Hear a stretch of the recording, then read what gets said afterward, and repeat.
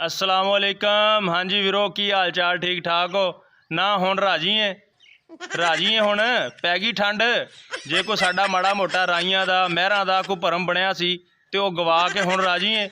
मैं रोकदा रहा भी ना सारा पिंड गंढे बीजो, मेरी नहीं मनी किसी ने। 200 ਨੂੰ 5 किलो विकदा फिरदा हुण ते हजे नवां गंढा मार्केट च आया नहीं। ਉਹ ਗੜੇਲੂ ਜਿਹਾ ਤੇ ਮੋਟੇ ਮੋਟੇ ਡੇਲਿਆਂ ਵਾਲਾ ਗੰਢਾ ਵਿਕਦਾ ਫਿਰਦਾ ਤੇ ਜਦੋਂ ਨੂੰ ਸਾਡਾ ਨਵਾਂ ਗੰਢਾ ਦੇਸੀ ਮਹਿੰਗੀ ਵੈਰਾਈਟੀ ਵਾਲਾ ਹੋਣਾ ਉਦੋਂ ਨੂੰ 100 ਰੁਪਏ ਦਾ 5 ਕਿਲੋ ਵਿਕਣਾ। ਜਿਵੇਂ ਗਾਜਰ ਰੁਲੀ ਆ, ਜਿਵੇਂ ਕੱਦੂ ਸ਼ਰੀਫ ਰੁਲਿਆ।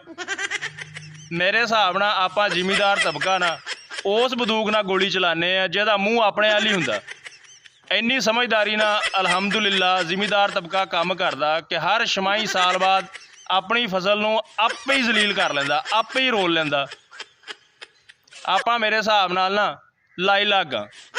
ਜੇ ਕਿਸੇ ਫਸਲ ਦੇ ਮਗਰ ਪੈਂਦੇ ਆ ਤੇ ਹੱਥ ਧੋ ਕੇ ਪੈ ਜਾਣਾ ਉਹਦੇ ਮਗਰ।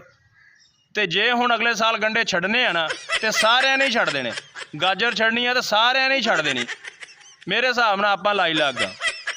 ਜੇ ਕੋਈ ਕੋਲੋਂ ਲੰਘ ਜਾਵੇ ਨਾ ਫੂਤ ਮਾਰ ਕੇ ਵੀ ਮੇਰੀ ਫਸਲ ਬੜੀ ਹੋ ਗਈ ਤੇ ਆਪਾਂ ਪੈ ਉਹਦੇ ਮਗਰ ਜਾਣਾ, ਚੜਾਈ ਕਰ ਦੇਣੀ ਵੀ ਇਹ ਇਕੱਲਾ ਕਿਉਂ ਖਾਵੇ ਇਹ ਇਕੱਲਾ। ਨਾ ਉਹਨੂੰ ਖਾਣ ਜੋਗਾ ਛੱਡਦੇ ਆ ਤੇ ਨਾ ਆਪ ਖਾਣ ਜੋਗੇ ਰਹਿੰਦੇ ਆ। ਇਵੇਂ ਨਾ ਕਰੋ, ਸਾਡੇ ਰਾਈਆਂ ਤੇ ਥੋੜ੍ਹਾ ਜਿਹਾ ਰਹਿਮ ਕਰੋ।